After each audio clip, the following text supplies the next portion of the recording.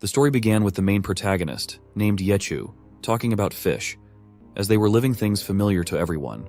He also mentioned that if one were to follow the history of biology, then fish had an astonishing reproduction rate, with different varieties of species dating back from the ancient period to the present.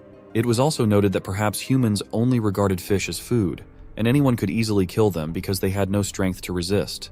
Yechu then shared that he had personally experienced such a terrifying moment. Let's delve into the exact story of what happened with Yechu. The scene shifts to the city of Wuquan at 5 p.m. in the afternoon, where we find the main protagonist, Yechu, a recent graduate who had come to Wuyuan City to search for a job and rent a single room. Actually, the problem was that upon entering society, he lacked capital, and his only option was to rent a room in the Wuyuan district. He also mentioned that the people living there had dubious backgrounds, and many were hesitant to interact with them. So, until he found a real job, he could only endure the suffering of renting a room. One night, the rain fell heavily, causing him to feel tense because he had an interview the next day. He hoped that the rain wouldn't affect the interview. So, despite the rain, he managed to fall asleep. In the morning, while he was sleeping, he felt a strange sensation of water on his leg, which confused him, prompting him to wake up. The moment he opened his eyes, he was stunned to see that his room was filled with water. It was a flood. Yechu wondered whether the flood was caused by the rain from the previous night. Suddenly, he noticed something in the water and was shocked to see fish with human faces wobbling in the water. He wondered how this could be possible. To his even greater surprise, the fish emerged from the water and attacked him. Somehow he dodged the attack, but in the process, he fell into the water himself. As he struggled, other fish inside the water started biting his hand. However, he managed to shake them off. Despite this, the big fish continued to try to attack him, so he quickly got out of the room and closed the door from the outside. Shocked and bewildered, he wondered what was happening to him in this world. However, when he looked outside, he was stunned to see numerous dead bodies floating in the water. It seemed as though the fish had wiped them out. Overwhelmed by shock, he struggled to interpret the situation. Suddenly, out of nowhere, a girl named Qin Xiao shouted at him to watch out, warning him that those human-faced fish would devour them. However, he remained frozen in place. Sayo urged him again to move from that place and come to higher ground for safety. Yechu was so shocked that he couldn't move at all, but when he saw the fish attacking him, he ran to save himself, even though Xiao shouted at him to run or he would be dead. When they reached the stairs where water wasn't flowing, Xiao shared that they were safe for some time, as the fish wouldn't be able to move without water. Confused, Yechu asked her what those things were. However, the girl was surprised to see blood coming out of his hand, indicating he was injured. Yechu reassured her to calm down, explaining it was just a scratch and nothing serious. He then asked again about those weird fish corpses and what was happening there. Xiao responded that she wasn't sure because when she woke up, it was already like that. She also mentioned that not only were there many deaths, but there were also many human-faced fish in the water. She then suggested they go to the rooftop as everyone was seeking refuge up there. The scene then shifted to the rooftop where many people were standing on every house rooftop. Yechu was surprised to see that everyone was there, even the people from dubious backgrounds. As Yechu moved forward towards the railing to look at the surroundings, he was stunned to see that the whole city was flooded. After some time, government officials arrived via helicopter and announced that Wuyuan City was in a crisis. They urged everyone to be patient and wait for the rescue team. In the meantime, they advised not to touch the water and to properly close the windows at night while waiting for further instructions. They reiterated the warning not to touch the water, and then the helicopter departed from the area. An old man asked a person named Old Zhang whether he thought the fish and the flood were related. Zhang responded that he wasn't sure, but many people had died in the morning, and it was terrible. Suddenly, someone shouted and told them to hurry up as someone needed their help. Upon hearing this, Yechu ran towards the railing and found a boy hanging on a window of the top floor below the rooftop. The boy pleaded for their help to pull him up as he couldn't hold on any longer. Yechu shouted to Xiao to search for some ropes. As the boy began to lose his grip and the fish attacked them, he begged them to save him. By the time Xiao arrived and shared that they had rummaged through Uncle and her room, but there was no rope to be found, Yechu then asked the dubious boys if they had any ropes. One of the dubious boys responded by making fun of the boy hanging there, saying it was such a short distance that he could climb up by himself. Hearing this, Yechu was surprised and shouted at them, expressing disbelief that people were in danger and they were still making fun of it. Suddenly, the hanging boy howled in pain, causing them to rush back to sea. It was a scary moment for everyone as the fish now had hands, holding onto his leg and pulling him into the water. The boy shouted at them to help as the weird monster suddenly grew hands. Old Zhang then took off his shirt and asked Yechu to give his shirt as well. Yechu agreed, realizing they had no other choice. Zhang tied the shirts together and they poured water on it to tighten the joint. They then dropped it in the air for the boy to hold on to so they could pull him up. However, when he moved his hand to grab the makeshift rope, his grip loosened a bit. At that moment, the fish gained the upper hand and pulled him with more power. This time, the boy lost his grip with his legs as well, and he fell into the water. At that moment, the boy started howling in pain as the fish began attacking them. Seeing this, the people on the roof became tense. Xiao was terrified by the scene. Old Zhang then shared his belief that there was no safety in a place where there was no water. So, Zhang asked everyone to quickly go back to their respective rooms and close all the windows and doors tightly. Everyone started running towards their rooms. Seeing this, Yechu realized that his room was already occupied by the fish. Fortunately for Yechu, Zhang asked him not to worry, as he knew Yechu lived one floor below him, so Yechu could stay in his room. Zhang also suggested that Xiao move in with them too, as it would be easier for them to take care of each other. Xiao agreed with Zhang's suggestion. Then they went downstairs to old Zhang's room. In a sudden turn of events, 3 people who didn't know each other, a odd job worker girl, Xiao, a retired veteran, old Zhang, and the main protagonist, Yechu, a graduate, needed to rely on one another for the rest of the time until the rescue team arrived. Afterwards, all 3 came together and arranged the room, investigating the food supplies and materials they had. Despite the challenges, they somehow managed to make it through the first night. In the room, Yechu asked Xiao to eat something, knowing they still had to endure the present situation for some days. But Xiao responded that she was fine, as she had just eaten a while ago. Yechu then remarked that no one had expected such a catastrophe to occur. He mentioned that he was supposed to go to a few interviews on that day. He also expressed his worry, mentioning that they didn't even know if the rescue teams would be coming or not. She sadly responded affirmatively, mentioning that there was no network on her phone, so she was unable to inform her parents that she was safe. Zhang also remarked that it was strange they hadn't seen the rescue team yet, as it was very unusual and the silence without water was eerie. Suddenly, they heard the weird voices of the fish from outside the door and panicked, wondering what could be outside at the door. Old Zhang then asked them to keep silent. After that, Zhang tried to put his ear to the door to hear the voices on the other side. Yechu asked whether it could be those mutated fish climbing up the stairs. Zhang responded with a no, as it didn't seem to be, as the voices were coming from upstairs. Zhang then shared that they were on the 2nd floor. On the 3rd floor, there were old Zhou and those brats. Saying this, he suddenly heard someone shouting to get lost to someone. Hearing which, Zhang got tense and shared that it was old Zhou's voice. Zhang thought that the yellow-haired brat must have been causing trouble for Zhou. He then shared with Yechu and Xiao that he would go up and check by himself. He even asked them to stay inside, as he would go and come back immediately after checking. Yechu even tried to stop Zhang from going, but it was too late. By the time he asked him to stop, Zhang had already closed the door. Xiao then asked Yechu to forget about it, as it was the neighbor's dispute, so it's better for them not to interfere. The scene then shifted to 1 hour later, where both Xiao and Yechu were waiting for Zhang to come back. Yechu showed concern, wondering that it had been a while, but still Master Zhang hadn't come back. Xiao suggested that maybe the matter got resolved and old Zhang was talking with old Zhou. Yechu then stood up and said that he felt there was something wrong, so he would go up and check. He also asked her to stay in as he would come back later. Xiao then asked him if they could go together and see what was happening. Yechu tensely asked her not to go, as there was no need, because what if they encountered those mutated fish who could leave the water? Hearing this, Xiao asked him not to underestimate the girls, as maybe when he was in danger, who knows who was saving who. She then started preparing by taking a stick and taping a ruler and knife to it to make it a weapon for safety. After preparing, she gave the stick to Yechu and asked him to hold it properly, as although it was simple, it shouldn't be a problem when used for self-defense. Seeing this, Yechu also got impressed. Then they both slowly opened the gate and went outside with a torch to see what was happening. But when they came out, there was a deep silence in the staircase. Yechu then said the creepy silence in the staircase passageway made her scared when she remembered that there were mutated fish below. Yechu then again asked her to follow him and carefully watch her step. Slowly, they moved forward towards the floor above, and after going a bit further, Yechu found a Swiss Army knife on the stairs. Xiao asked in confusion what he found, to which he responded that seeing the army knife lying around, he got confused as he had no idea whose knife it could be. So he asked Xiao to keep it, as they may have a use for it later. Suddenly, he got stunned and said that he also saw something on the wall. When he focused on that place with the torch, they were shocked to see that it was blood on the wall. Yechu then wondered where it came from and asked Xiao if she had seen it before. Xiao responded that she didn't know, as she was preoccupied with managing some items. She then asked if it could be the injuries of that person during the scuffle on top. As they moved forward, they saw more blood on the ground of the stairs. Seeing this, Yechu said that he thought it was definitely not from an injured person. Xiao then took some blood on the knife and looked at it closely. Yechu then said that he thought the situation was fishy. Master Zhang took a long time and didn't come back, and now there was a blood trail. He then tensely asked Xiao to let's hurry and go up, as he felt like something was happening, and those mutated fish definitely ambushed people.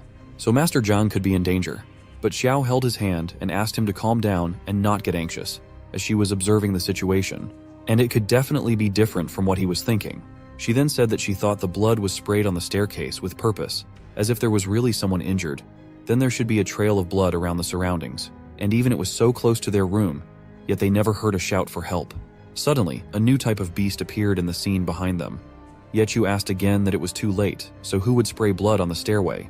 Shai responded that it could just be that yellow brat venting, as he had done disgusting things before. She also said that she thinks the yellow brat boy dropped the knife there. Yechu responded that he didn't care about that gangster, maybe it's like she said. Yechu then asked her if they should better go upstairs and look for Master Zhang. As he was climbing more stairs, he felt something slippery at the boundary of the stairs. When he saw with the torch, it was saliva of someone. But he thought of it as water and wondered where did it come from, as it looked like it was from the top drilling down. Suddenly, Yechu realized that there was something at the top of the stairs. When he put the torch towards it, they were stunned to see that it was a more mutated version of fish, with 2 legs and 4 hands. Watching, Yechu tensed up as the mutated fish left the water and came onto land. But still, the fish didn't attack them, which confused everyone. It was strange that the fish showed no aggression towards them at all. To investigate, he used his stick to move the fish away. The moment the stick touched the mutated fish's whisker, it sprang into action and lunged towards them. They were frightened by this sudden attack, but still used the stick to defend themselves. To their surprise, the fish used its hands to walk on land. It even wielded the stick as a weapon, striking back with surprising force. Yechu was almost knocked to the ground by the strength of the attack, but Xiao managed to grab his hand just in time, preventing him from falling. After being saved, he lay on the stairs. But soon the fish got dangerously close, opening its mouth as if to eat him. Before it could strike, Xiao attacked the fish with the stick, sending it flying through the air with the force of the blow. Tensely, Xiao asked Yechu if he was okay or if he had been hurt. Yechu responded affirmatively and jokingly remarked that the one who saved whom was mixed up. Taking the stick from her, Yechu went to attack the fish. But in no time, the fish darted away from its spot and began to run. As the fish dodged his attack, Yechu missed and started shouting at it to wait and not hide. Ignoring the warning, he began to chase after the fish, but Xiao urged him to stop, cautioning that they didn't know if more mutated fish were on the way. Yechu urged Xiao to hurry and suggested they go upstairs to find Master Zhang, sensing something might have happened to him. They dashed towards the 3rd floor, and as they entered, they were shocked to see a larger and more menacing mutated fish waiting for them. This time it was like encountering a horse or elephant-sized fish with long tail, legs, and hands. Behind it, they saw a person. Confused, Xiao asked who was on the floor. Yechu responded that it must be the yellow-haired brat she mentioned earlier. However, it turned out to be Master Zhang who was slowly approaching the mutated fish from behind. With a swift move, Zhang grabbed the fish and began stabbing it with a knife. He then shouted at Yechu to seize the opportunity and evacuate old Zhou from the room. Tensely, Yechu inquired about Master Zhang's well-being. Zhang, focused on the urgency of the situation, instructed them to go and assist old Zhou first, as his leg had been bitten off. Agreeing, they rushed into the room to find old Zhou. Sitting inside, Zhou reassured them not to shout, recognizing them as the neighbors who lived 1 floor below. Yechu and Xiao were shocked to see old Zhou's leg, bitten clean in half by the fish. Yechu asked in confusion what had happened to his leg and how the mutated fish had entered the room. Zhou explained that the intelligence of those mutated fish was terrifying. They climbed up using the nearby electric poles. Yechu observed that the mutated fish looked different from the first day they encountered them, noting that the fish didn't have eyes. Zhou agreed, adding that he had also noticed that the mutated fish didn't rely on their sight to navigate their surroundings. He further explained that he and old Zhang, after narrowly avoiding danger, had been hiding without daring to make a sound.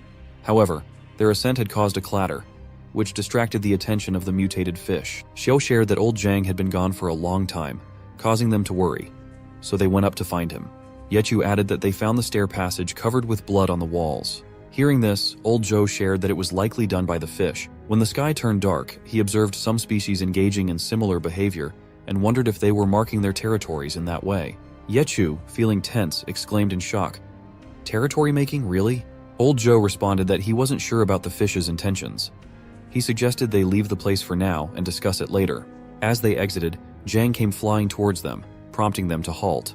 Zhang shared that despite not knowing where the mutated fish came from, they still seemed intent on attacking and consuming them.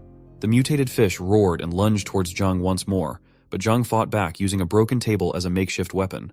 However, the mutated fish proved to be incredibly powerful, and Zhang struggled to hold his own against it. Old Zhou instructed Xiao and Yechu to wait while he distracted the mutated fish. He urged them to focus on taking old Zhang with them, emphasizing that they didn't need to risk their lives to save an old, crippled man like himself. Yechu responded to Zhou, urging him not to give up, as they wouldn't abandon him. Furthermore, she pointed out that merely locking the mutated fish away wouldn't provide them with a sense of safety. As Yechu searched his shirt for something to use as a weapon, he found nothing useful at all. He also noticed that the previous knife they had was still lodged in the head of the mutated fish. Though there were bottles around, Yechu thought they weren't useful, as smashing one would render it useless after just one hit against the mutated fish. For assistance, Xiao found something and asked him to take a look. It was the wood used to tie the knife, with sharp edges that could work as a weapon. She suggested that while it might not pierce through the skin, it could be effective attacking through the mouth and piercing through the fish's brain. Yechu liked the idea, so he took the wood stick and asked Xiao to take care of old Zhou. Meanwhile, Zhang continued to battle the mutated fish, but he began to falter in the face of the fish's overwhelming power. As Zhang found himself defenseless, the fish attempted to attack him, but fortunately, Yechu arrived just in time, thrusting the stick into the mouth of the mutated fish. However, the fish held onto the stick tightly. Now, both Zhang and Yechu worked together, pushing with all their might to drive the stick further inside. Even with the combined strength of Yechu and Zhang, they struggled to overcome the mutated fish. Suddenly, the fish began pushing them back, prompting Xiao to join in and assist Yechu, while old Zhou lent his support to Zhang. With their combined effort, they managed to vanquish the monster. Afterward, they breathed a sigh of relief, but the sense of danger lingered. Yechu wondered aloud where the mutated fish monster had come from. Zhang speculated that it might be related to the city flood, as they hadn't heard any other news that could explain its appearance. Old Zhang then instructed Yechu to tidy up the medical supplies, gather more alcohol and bandages. He also directed Xiao to bring all the water bottles and consumables from the cabinets in the room. As they both began their respective tasks, Yechu asked old Zhou about what had happened at the staircase earlier. Zhou explained that he had been feeling bored, so he decided to watch a Chinese opera on his phone. However, those two slime balls couldn't tolerate it, so they decided to pick a fight with him. While they were scuffling, the mutated monster broke through the window and ambushed them. Zhang speculated that the noise might have attracted the monster, as it could be using echolocation to move around. As they collected everything, suddenly one of the brats named Mark arrived, and seeing the dead monster, asked in surprise if they had really managed to defeat it. Mark then searched for his friend, shouting his name. When he saw his friend's lifeless body, he was stunned. Mark shouted, blaming old Zhou for the incident, claiming that his decision to listen to some shitty opera had attracted the monster fish. He also yelled at Zhang, accusing him of purposely not saving Chen due to their past feuds. Hearing this, Zhang stood up and punched Mark in the face, shouting at him to stop. He then asked Mark where he had been when the monster attacked if he was so brave during the scuffle. Mark responded tensely, asking if there was anything wrong with just wanting to stay alive. Old Zhang furiously shouted at Mark, emphasizing that no matter how many grudges they may hold, if Mark wants to live, there must be mutual respect and no troublemaking. He released Mark's collar and instructed him to go to his own room, gather all usable items, and then come back. Yechu then began to reflect on their current situation, stating that it was beyond their expectations, as anyone could end up inside the stomach of the mutated fish in an instant. She emphasized that all they could do was cooperate with each other, even if the other party might be someone they didn't like. He shared that afterward, they blocked the staircase below to prevent any more mutated fish from coming up and barricaded from everywhere. After placing the injured old Zhou on the bed and completing all the necessary tasks, it was now midnight. Most people fell asleep, trying to put the incident with the mutated fish to the back of their minds. The scene then shifted to the next morning, where everyone was still asleep. Suddenly, Yechu heard the sound of splashing, as if someone was swimming in the water. As he opened the window to take a look, he was stunned to see a horde of fishes swimming in the water below. Just like Yechu, another person from the opposite building was watching them, but suddenly, for reasons unknown, that person opened the window. The moment it opened, all the fish horde moved towards it and climbed up inside the building. After that, the boy was howling in pain. Seeing this, Yechu got frightened and closed the curtain in fear. The sudden change in Yechu's expression made Zhang tense, so he asked Yechu what had happened. Yechu replied, asking him to keep silent. So Zhang ran towards the window to look, and when he looked, he also got scared. Zhang then asked Yechu to find some masking tape to seal the windows. Slowly, they covered the window with tape so that the fish couldn't enter. Zhang then shared with everyone that the mutated fishes had already ambushed the survivors in the opposite building. For their own safety, he asked them not to go near the windows. Zhang asked Xiao about the ration arrangements, inquiring about the food supplies. Xiao responded that, combined with the food supplies from old Zhou and Mark, they had enough food for 10 days. However, the biggest problem was clean water, as they didn't have enough. Based on her estimation, they could only last for 1 week. Zhang then explained that, according to the plan, they had a week's time to wait for the rescue team to arrive. Mark, with a puzzled and angry expression, asked why there was a lack of water when the entire city was flooded. Zhang furiously retorted to Mark that if he wanted to feed the fish, then no one was stopping him. Yechu then shared some daunting news about the medical supplies, revealing that there were only 3 rolls of bandages left, half a bottle of alcohol, and old Joe needed water when he was changing his bandages and washing his wounds. Yechu also mentioned that the most important thing was that they didn't have any antiseptic medicine. Old Joe then assured Zhang that he would be fine as he was tough and didn't need to waste so many resources. However, Mark made a sarcastic comment about old Joe, suggesting that Joe made a mess and now wanted them to clean it up for him. Hearing this, Zhang got furious and angrily hit the table. He asked Mark if he had had enough of his rubbish talk, warning him that if he continued to spout nonsense, he dared to believe that he would be thrown out of the room. Furiously, Mark asked if he had said something wrong, pointing out that there wasn't enough food and water for them. He questioned why they needed to consider leaving when they were in a relatively safe condition. Mark also argued that if they moved further, they would have to assist a handicap, questioning if Zhang wanted to send them to their deaths. Before Zhang could respond again, Xiao shouted and asked them to stop fighting. She suggested that instead of arguing, they should focus on finding solutions to resolve the immediate problem. Xiao then proposed that they shouldn't divide the food and water into equal shares, suggesting that the young people like them could endure a bit more. She also advised Master Zhou that he needed to prevent moisture from getting to his wounds to avoid infection. She also told Zhou that if he needed to clean the wound, he should just use the unboiled water from the kettle. Old Zhou responded that he had no problem with that, as he wouldn't burden them all. Xiao then shared with everyone that they needed to minimize activities that required a lot of movement to reduce sweating and water loss. Zhang also agreed, emphasizing that everyone would need to endure a little bit as they had to survive until the rescue team arrived. Yechu then summarized that they followed Xiao's advice and distributed the food and water accordingly. However, as each day passed, the food slowly diminished. He also shared that everyone was focusing on the window outside, hoping to hear the sound of help arriving. However, at the window, there were only pitiful cries of the survivors. Until the 6th day, there was no sound, not even a person shouting or cries coming from the window. The scene then shifted to 6 days later, where old Zhou was in a bad condition, lying on the bed. Yechu asked Zhang about old Zhou's condition. Zhang responded that Zhou's condition wasn't looking good as his wounds were infected and his fever hadn't subsided. Zhang then asked Xiao how much food and water they had left. She sadly responded that there was still some food left, but the water could only last until the next day. At that moment, Yechu took up his water bottle and noticed that he only had a small amount of water left. He reached to drink it, but for some reason he stopped. Yechu then offered the water to Xiao, suggesting she should drink up since she hadn't had a sip all day. Xiao responded with a no, insisting there was no need for her to drink water, and they would better save it for old Zhou. Suddenly Zhang heard something and asked both of them to stop talking. After listening carefully, Zhang surprisingly shouted, "It's the sound of a helicopter!" Zhang stood up and went towards the window to confirm. After seeing the helicopters, he felt happy. Zhang then ordered everyone to quickly tie up their shoes and pack up everything as they needed to hurry up to the rooftop. Mark was sitting silently. Seeing this, Zhang shouted at him and asked him to help in packing. Zhang then asked Yechu to come with him as they would help old Zhou together. So they went inside the room to carry old Zhou. At that time outside, Xiao was packing up, but Mark pushed her away and ran towards the outside of the room to reach the rooftop alone. Seeing him running, Xiao tensely asked him not to run and to be careful as there may be mutated fish on the staircase. But Mark didn't hear anything from her and ran away. When Zhang and Yechu came back with old Zhou, Xiao shared that the brat had run away alone. On the other side, the captain of the helicopter team, named Raka, announced for the other helicopters to maintain formation as they were still 25 kilometers away from their designated location. On a helicopter, a trooper named Chang, when he looked down, also got surprised as the location seemed to be in the midst of an apocalypse. Suddenly, he saw someone asking for help from the rooftop of a building. Chang asked the pilot to lower the altitude as there was a survivor on the rooftop. The pilot tensely responded that they hadn't received any orders to rescue survivors. Chang insisted that the helicopters could still carry some more people, so they should take the survivor in first. Reluctantly, they lowered the helicopter and Mark ran towards it. With the help of the army, he managed to get inside.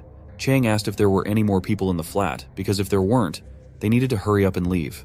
Hearing this, Mark got tensed and responded that there was no one left behind, and he was the only survivor, so they should hurry up and leave. So Chang asked the pilot to immediately increase the altitude and follow the troops. By that time, others also arrived on the rooftop, and Yechu shouted for them to stop and not leave as they were still there. Hearing this, when Chang looked down, he was surprised to see them.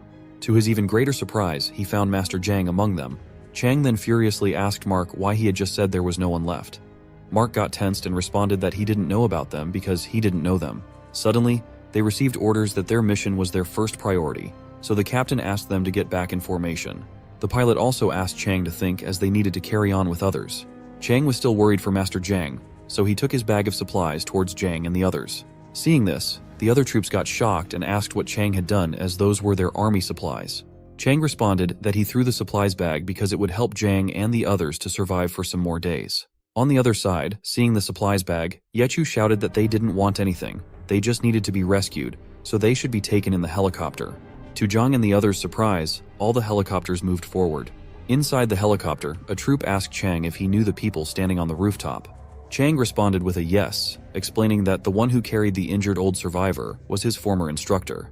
He continued his talk, explaining that while he was in the special forces, he got to know Instructor Zhang, and they lived the army life together for 3 years. Half a year ago, when he was dispatched to the central area, he saw Instructor Zhang for the last time, as Zhang had already retired by that time. Chang then admitted that he hadn't expected to meet Master Zhang again, and he hoped they could endure until the army completed their mission and returned. Hearing this, Mark laughed and referred to old Zhang as an old fogey person. He even said to Chang that Chang must have suffered a lot, as that old man Zhang was bad-tempered and unreasonable. Hearing this, Chang got furious and put his gun to Mark's mouth. Stunned, Mark asked what it was about. Chang responded that he had discovered a while back that Mark wasn't a good person. In fear, Mark said that he thought he had a misunderstanding with Chang's instructor, old Zhang, so please put the gun down. Chang responded that he didn't care if Mark held grudges with his instructor, but if from the present time Mark dared to hamper their mission, then Mark would have to eat bullets. Mark responded with an, okay. Then, they got another announcement from their leader that they had reached the destination, so upon arrival at the buildings, they immediately needed to carry out the operation. Everyone agreed with it. After some minutes, a helicopter named Alpha 3 shared that they had discovered a large swarm of mutated fish, so they immediately opened fire to eliminate them. Slowly, everyone acknowledged their command and started firing at the mutated fishes to eliminate them. From the sound of bullets, Mark got scared and closed up his ears. After some minutes, when the surrounding got silent, he opened up his ears and eyes. At that time, Chang shared to the other helicopters that it was Alpha 8 speaking, and they were en route, ready for action. Seeing the helicopters landing on a rooftop and troops coming out of it, Mark confusingly asked Chang if they weren't at the safe house. Chang responded with a sorry, admitting that he forgot to tell him that their mission wasn't to save survivors. They had a specific mission, and picking him up was his call. Chang then ran outside the helicopter with others, telling Mark that from that moment onward, he had to take care of himself on his own. The scene then shifted towards Zhang and the others, where Zhang was very angry and shouting in frustration. Zhang was condemning Mark as a coward, wondering how someone could repay kindness with evil and abandon their comrade, questioning how such a person could be considered a man. He even shouted at the government for the blatant lie that rescue was on the way. Seeing Master Zhang so tensed, Xiao shared her belief that the army had to prioritize their mission first, and they were in a hurry, not having the time to take them on board. Yechu also agreed with Xiao, thinking that the rescue support was just behind, and the army had given them supplies. Yechu then asked why they would give them supplies if they didn't want them to endure for a few more days. Zhang apologized to everyone for losing his composure. Xiao then shared that she knew Master Zhang must be tired, so he should rest for a while and she would organize the stuff. But still, Zhang was very sad, so Yechu asked him not to be down, as he thought what Xiao said was making sense. Zhang then responded that he would be frank, as in the present situation, there was no chance of rescue. Hearing this, Yechu shockingly asked why. Zhang then shared that he recognized the helicopter number. It was from a base in the city, which meant that the disaster befell not only Wuquan City, but also those cities near the sea. And in a time like this, those to be rescued would be the head honchos, and they were only civilians. Zhang then told them that they had to be mentally prepared. If they wanted to live, they could only rely on themselves. Afterward, Zhang asked Xiao if there were any useful items. Xiao responded that there were some medical supplies, canned food, and a few packs of biscuits, but no water bottles. She also mentioned that there were some military supplies and took out a binocular. While Yechu was looking at the binocular, Xiao shouted in surprise and took out a gun, asking them to look at it. Xiao then asked Master Zhang to take a look at the gun. After inspecting it carefully, Zhang shared that it was a Beretta 92 pistol. Zhang thought that there could be more things, so he asked Xiao to give the bag to him as he wanted to see what else could be used. After checking, they found plenty of things inside. Afterward, Zhang shared that they had plenty of things for self-defense now, but the problem was that they lacked water, food, and medical supplies. Xiao also mentioned that they only had 2 bottles of water. Hearing this, Zhang became tense and wondered aloud that they couldn't even risk drinking water from outside. Apart from the danger of mutated fish, they didn't know if the water was safe for consumption in the first place. Zhang then informed everyone that they needed to consider finding water through other means. He took the binoculars and looked outside from the window. Yechu then asked Zhang if he had discovered anything. Zhang then handed the binoculars to Yechu and asked him to take a look at the other side of the street. When Yechu looked through the binoculars, he saw a grocery store and a pharmacy at the intersection. He then asked Zhang if he was referring to those places. Zhang responded with a yes, explaining that since the main door was closed and locked, it indicated that the supplies inside hadn't been taken after the catastrophe. Hearing Zhang's explanation, Yechu tensely asked if Zhang was considering getting medicine and water from the shops across the street. Zhang responded with a yes, explaining it was the best approach he could think of. Afterward, Zhang took out a piece of paper and started drawing a map of their surroundings. He asked Xiao and Yechu to look at the map, pointing out that the pharmacy and the food store on the street were the only way for them to get clean water and medical supplies. He also shared that there was 1 block between them and the shops. Yechu expressed his concern, saying that he thought getting there wouldn't be so simple. Zhang responded with a yes, acknowledging the challenge, but he assured them that they had 2 methods to accomplish the task. Zhang then explained the first method, which involved crossing the blocks using planks, 1 step at a time. They would then access the store by going down from the 2nd floor after reaching the rooftop. Xiao responded, pointing out the problem with the first method, as they didn't know the distance between the blocks, and they were uncertain about accessing the rooftop. Zhang acknowledged Xiao's concerns and explained that there was also a second option available. Zhang shared that the second option was to use the covered cable wires on the 2nd floor to climb there and enter through the window. However, he cautioned that it was close to the water and very dangerous. For the present moment, he couldn't think of any other ideas to reach the shops, as these were the only methods that could work. Xiao then carefully examined the map and pondered for a moment. With a hint of excitement, she shared that she believed if they attempted it at night, the second method might be possible.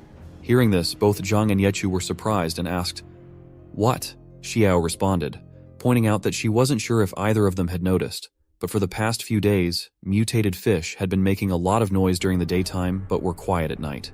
It seemed that mutated fish were sleeping at night. So, as long as they didn't touch the surface of the water, they wouldn't pose a threat to people who were out of reach. Yechu tensely shared the problem that they had encountered other kinds of mutated fish at night. Xiao responded that she had also noticed that, and based on their earlier encounters, the mutated fish at night didn't seem to have vision. So, if they could avoid the mutated fish, they wouldn't be a problem at all. Zhang agreed with Xiao, acknowledging that her theory could indeed be plausible. He then told both of them that he would climb up the wires while they both stayed in the room to guard. However, Yechu shouted a firm no, which confused both Xiao and Zhang as they looked at Yechu in bewilderment. Yechu asked Master Zhang to let him take the lead this time, as Zhang had always been taking care of them. Yechu wanted the opportunity to take responsibility and do his part of the work. Zhang tried to deny it, but Yechu interrupted him, adding that climbing those cables would require someone lightweight. Hearing this, Zhao also agreed with Yechu, recognizing that weight was indeed a crucial factor they had overlooked. Zhang then thought for a moment and finally agreed to proceed the way they both were asking. The scene then shifted to nighttime, where Yechu was getting ready with his gear. After getting prepared, he informed everyone that it was time to go. He had a tied rope with him, and Zhang shared with Yechu that if he ran into trouble, he should quickly pull the rope, and Zhang would immediately come to his aid. Xiao also handed him something, mentioning that she had made a weapon for self-defense. She explained that she used metal thread to tie a metal pipe and a knife together, ensuring it was sturdier than the previous one. Yechu then took the weapon and put it inside his bag. Zhang also agreed with Xiao and instructed Yechu to use it. He reminded Yechu to remember how he taught him to use it, emphasizing not to waste ammunition when facing danger. Yechu responded with an okay and asked them to also be careful. He assured them that he would return immediately once he obtained water and medicine. So after that, Zhang slowly lowered Yechu towards the cable. For the twist, someone else was in the city, observing Yechu through binoculars. After seeing Yechu, a girl shared with her partner that she hadn't expected anyone else to survive. However, she remarked that those survivors were scarier than the mutated fish. After landing safely on the cables, Yechu breathed a sigh of relief. Zhang also inquired whether the cables were sturdy. Yechu reassured him that the cables were okay as they could bear his weight, so Zhang could release the rope now. After landing, he stood up and surveyed the route, realizing he needed to cross over the water's surface. He decided to proceed slowly, taking it one step at a time. Yechu moved forward slowly but steadily.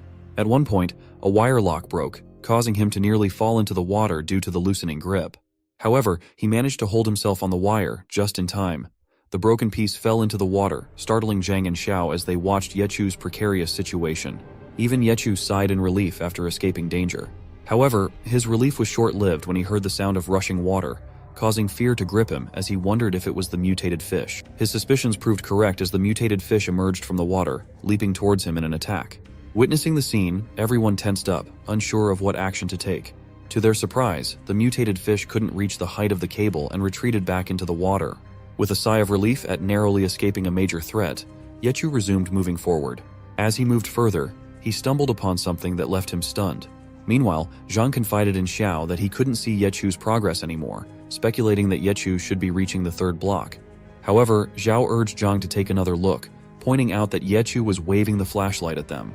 Upon seeing this, Zhang wondered if Yechu could be in trouble once again. Peering through the binoculars, he observed that the wire had been cut to a specific length, preventing Yechu from reaching the third block. Upon closer inspection, Zhang realized that this could only have been done by people, leading him to wonder in surprise if there were more survivors nearby. Zhang confided in Xiao that the situation had become very complicated, prompting them to signal Yechu to return. Xiao signaled Yechu to come back, and Yechu agreed, mentioning that he would attempt to return via the rooftop. As Yechu made his way back slowly, he glanced inside a window and was shocked by what he saw inside. Yechu's shock turned into curiosity as he saw a jar of water with a tap inside the building. Xiao urged Zhang to pay attention to Yechu's signals. Through the binoculars, Zhang observed that Yechu was indicating his desire to enter the middle building. Zhang speculated whether Yechu had found something useful as he entered the room. Meanwhile, Yechu made his way into the room through the window, discovering it to be empty. Undeterred, he approached the jar of water and filled up his water bottle using the tap. As Yechu filled his water bottle, a sound from inside the cupboard caught his attention. Curious, he opened the cupboard to investigate. However, his curiosity turned to fear and shock as he discovered a cage containing a captured mutated fish inside. Startled by the sudden discovery of the mutated fish in the cage, Yechu instinctively took a step back. To his further astonishment, he felt something unusual under his foot. Looking down, he was stunned to find the lifeless body of a woman. Out of nowhere, a bald man named Henry appeared and reassured Yechu not to worry, explaining that the woman had broken his rules and had been dead for several days. He admitted to disposing of her, but disturbingly mentioned that using the meat from the dead woman to bait the mutated fish gave him pleasure. Hearing this, Yechu was both surprised and shocked, asking Henry if he truly disposed of the woman. Henry confirmed, explaining that she had climbed the cables from the adjacent room and demanded water for free, refusing to trade with other items. She pleaded incessantly, claiming her daughter was in dire need of water. Yechu was deeply shocked to learn that the woman simply needed water for her daughter, and Henry's actions startled him. Henry responded, admitting that he felt sorry for the woman's daughter, but deemed the situation unfortunate nonetheless. Henry's words sent a chill down Yechu's spine as he compared those who took things without paying to the mutated fish. Suddenly, Henry grabbed Yechu's neck tightly, accusing him of wanting to steal water like the woman. He declared that Yechu had to die, as he would dispose Yechu by himself. Yechu swiftly dodged Henry's attack by grabbing his hand, urging him to calm down and emphasizing the need for cooperation to survive in such a situation. However, Henry's response was unsettling. He laughed and demanded that Yechu hand over everything he had, promising him a painless death in return. Yechu fought back fiercely, using a rod as a weapon against Henry. Henry was taken aback to see Yechu armed. Despite their struggle, Henry remarked on Yechu's agility and speed, suggesting that he had eaten in the past few days. Henry's demeanor shifted to one of satisfaction, considering wiping Yechu as a profitable outcome. In his haste, Yechu launched an attack at Henry, but Henry dodged with a smile, confident in his ability to defeat Yechu. However, fate intervened as the mutated fish grabbed hold of Henry's hand this time, pulling him towards itself and biting his hand viciously. Henry's cries of pain echoed in the room as he pleaded for Yechu's help. Yechu quickly retrieved the gun and aimed it at the mutated fish. Henry, shocked by the sight of the gun, urged Yechu to shoot the fish without hesitation. Henry's shouts grew more frantic as he implored Yechu to fire the gun and not leave him to die. Despite the urgency of the situation, Yechu hesitated, trembling with fear. Henry's voice rang out again, demanding to know what Yechu was waiting for, questioning if he wanted Henry to be bitten to death by the mutated fish. Henry's insults cut deep as he branded Yechu a bastard, accusing him of abandoning people to die and regretting not disposing of him earlier. Overwhelmed by Henry's words and the intensity of the situation, Yechu's consciousness slipped away. In a daze, he fired the gun without aiming, succumbing to the chaos of the moment. Upon hearing the gunshot, Zhang and Xiao were filled with fear. Zhang, tense with worry, instructed Xiao to take care of herself and Zhou as he rushed to find Yechu. Using a rope, Zhang descended quickly on the cables. Meanwhile, near Yechu, it was evident that Henry had been disposed of. Yechu was shocked and wondered how it had turned out like that, as he had only wanted to save Henry. Suddenly, he heard a voice coming from the window. Without thinking, he pointed the gun towards it. But this time, it was Zhang, so he asked Yechu to calm down. Zhang then asked Yechu what had happened just moments ago, why he had shot and at whom. While asking, Zhang noticed the surroundings and tensely asked what had happened with them. Yechu sadly responded that he had wanted to get some water when he was attacked by Henry, and Henry had even attacked the woman lying on the floor. Yechu also explained that during the scuffle, Henry got bitten by the mutated fish in the cage, so he had wanted to use the gun to shoot the fish and save Henry. But somehow, he ended up shooting Henry instead of the fish. Zhang responded to Yechu, telling him not to be tense as it wasn't his fault.